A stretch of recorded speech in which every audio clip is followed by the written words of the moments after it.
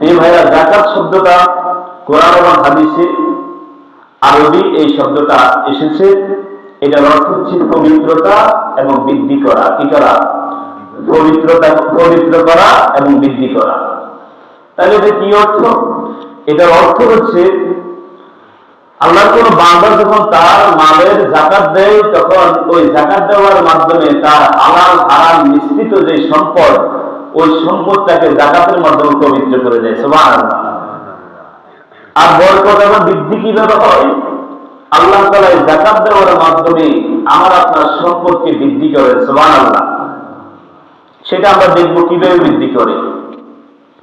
কিন্তু পরিভাষায় যাকাত বলা হয় একজন সাহেবে নেশাব তার নির্দিষ্ট সম্পদ থেকে নির্দিষ্ট একটি অংশকে আল্লাহর নির্দেশ অনুযায়ী গরীব এবং নির্দিষ্ট খাতে দান করা। গরীব এবং নির্দিষ্ট খাতে দান করার নাম হচ্ছে যাকাত।